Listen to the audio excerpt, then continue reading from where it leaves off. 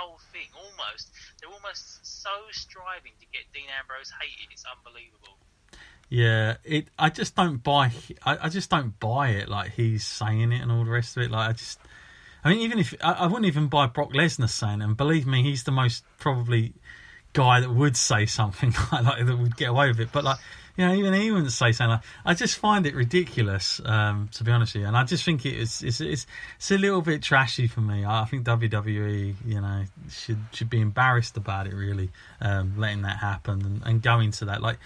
There are better ways to get him heat rather than just using this. To be quite honest with you, but let's take some questions, Matt, while we got some time to finish the show off. We've got a question from Leah. Hey, as you know, I'm a big fan of women's wrestling, but Ronda's character is so bad.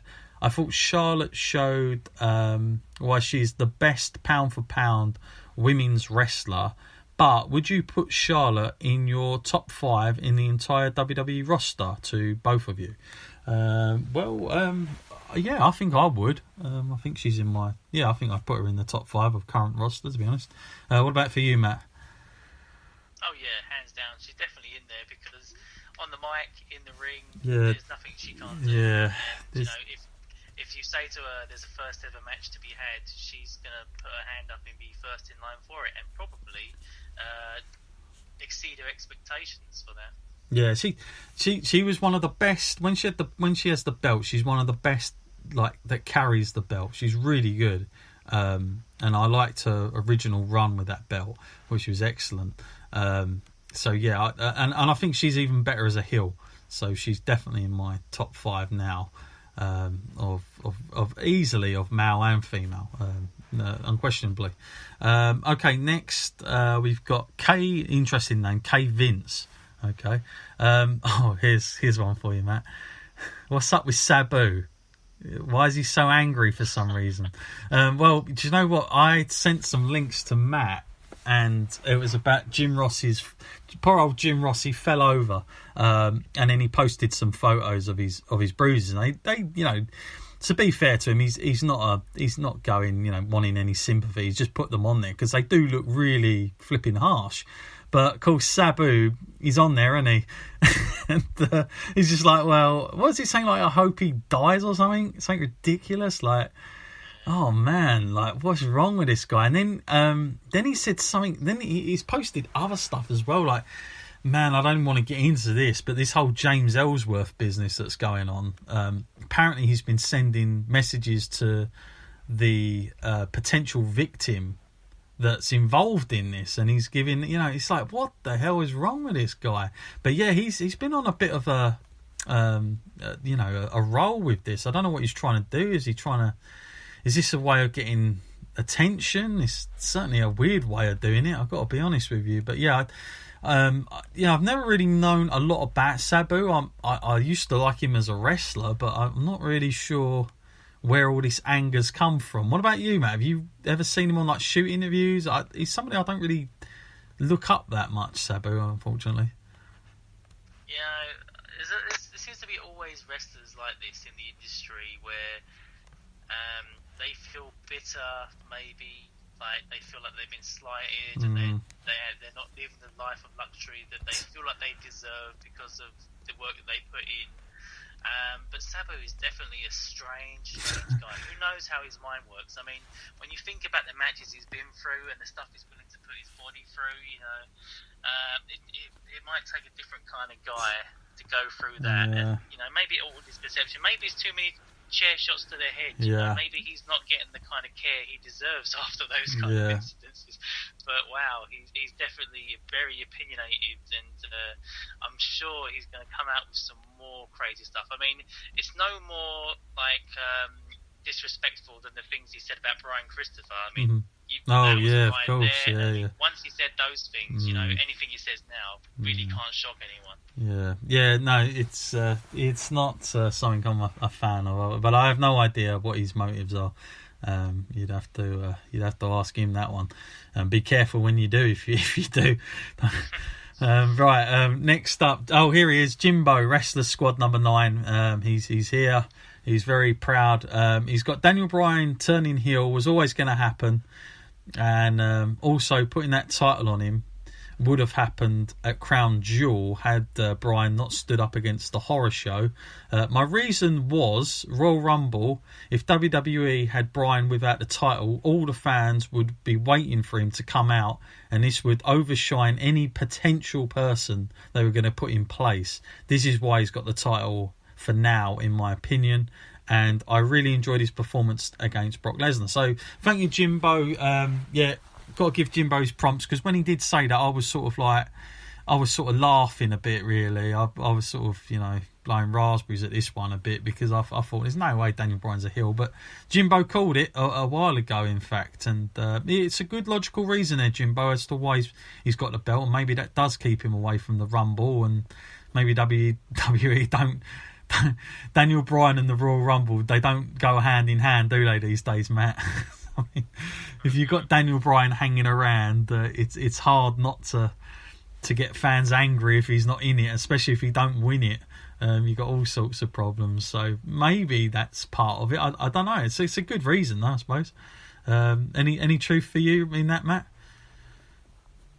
Yeah, I think that's some sound logic there. I think people really do back Daniel Bryan, so coming into a Royal Rumble like that, I mean, like we saw at the greatest Royal Rumble, you can definitely hang in there and actually put his work in. Yeah. So I think, it might be the best opportunity all round, and it opens up other opportunities for AJ as well, because holding the title is like the big thing to do, and like actually shows you as one of the faces of the company. But this opens up an opportunity now. Perhaps AJ can win the Royal Rumble. That's who I'll be pulling for. Yeah, it's going to be an interesting time. DX1. What happened to the fan in the crowd when they jumped Enzo? I heard he got hurt. I did try and do some research, but I couldn't really find out anything. But I know if someone was hurt when Enzo was brought down, but I've not really heard anything since. So, I can't really answer that one. I don't know if you know anything, Matt. No, I hadn't heard anything about that. No. But if anyone wants to check out the clips, they're on YouTube. People with camera phones. Again, I don't know what the hell he was trying to do. Let's have a look now. Ed the Head. Haven't heard from you for a while, actually, Ed the Head. I used to email for a few times. I love Brock's matches. They always are unique and different to the rest of the same old stuff. I've heard if Brock respects the opponent, he gives them more of a rub. Do you think, however, that they may be setting up another potential match between Brock Lesnar and Goldberg? Well, I don't see that. Just thinking out loud, can't see who else they put against him. Well, I mean, I suppose they're running out of people, but I don't see Bill Goldberg being the one. I don't know what you think there, Matt. Surely, and not another run for Bill. I'll tell you what, they are not running out of people. No. Wow. If there's anything we've seen these days, Shawn Michaels, by the sounds of it. Right amount of money. Yeah. That's what I mean. Yeah, bring Shawn in there. I think Undertaker might be the candidate that they would do that for. It's a difficult one. Thing. A lot of people at this point, especially on the bookies, they've got Brock brushed in against The Rock, but that's, The Rock is a different kettle of fish, because unlike a lot of these other wrestler guys, he's a film star, and he's not so banking on the money as much. So it takes a little bit extra to get him back, but and especially into a match. Like, it's one thing to get The Rock to show up, and even that used to get on my nerves a few times. But to get him in a match is a completely different ball game. So, I thought we were talking about like opponents for Goldberg. I'm talking about Brock. Yeah. If we're talking about opponents for Brock, then that's a different thing. I mean, I think that's all internal. I think we're looking at the future stars being made now. Like I said earlier about Drew, I think we've got to look to the future really for those kind of things. Yeah, I hope so. Okay, another interesting name, Endo.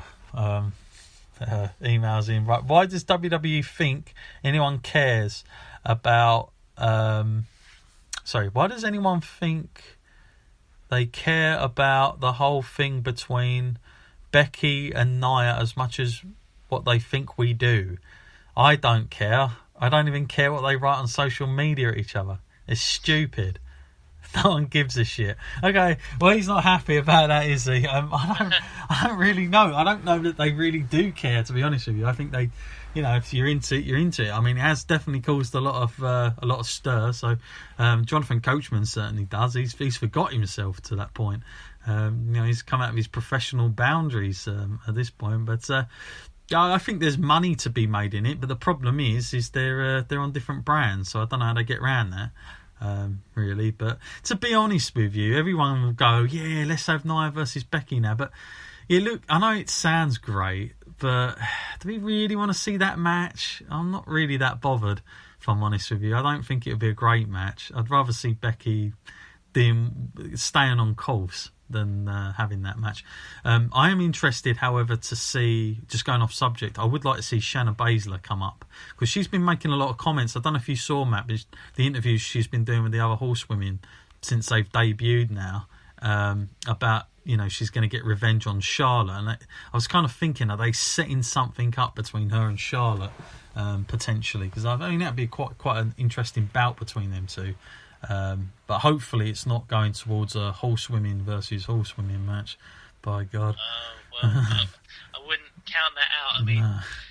we've seen kind of a burying of the hatchet now with Becky and Charlotte, and that was kind of sudden, wasn't it? Yeah, just to it give was. her a hug and then say, go and beat her up. Wow. I mean, it seems like something's getting built towards, Yeah. and wow, if this, then I don't know. But like we just had said just then about social media and about what people are saying, if we're going to go down that route, I think some of that does make sense. If you get a look at people, though, you look towards people that can actually get away with saying things and you don't know quite whether it's true or not. I mean, I'm always really interested to hear what Randy Orton says, because I think a lot of what he says has to be true, because he even goes out there and bashes the 2K game, I mean, there's got to be some things in their PR department saying, please be quiet, Randy. But I'll just say what I want.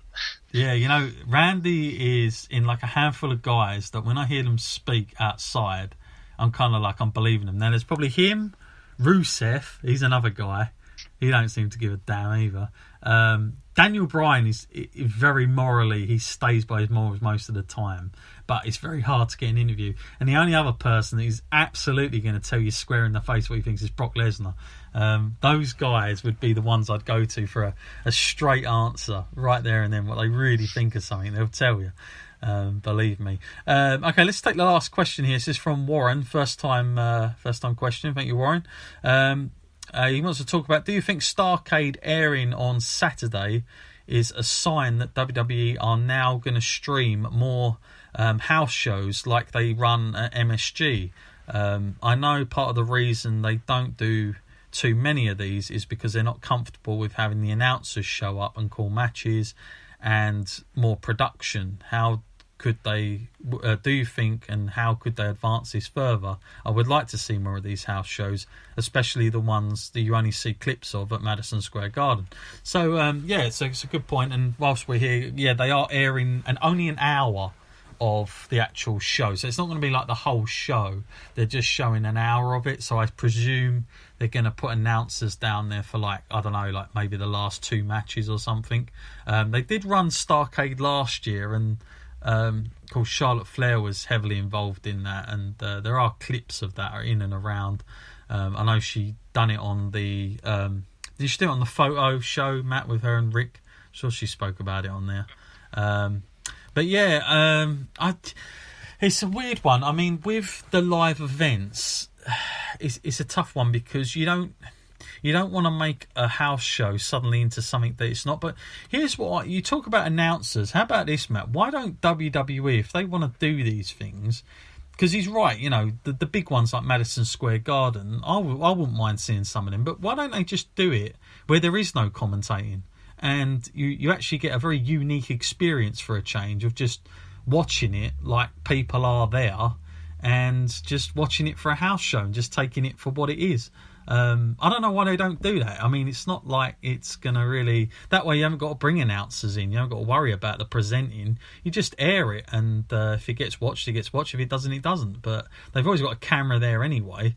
And it would be a different experience. It would almost like make you feel like that's the live feel of the show rather than the whole whiz and the razzmatazz of the bloody TV and the fluff that you get with all that. And I think it'll give you a different experience. If they'd done like a Madison Square Garden show like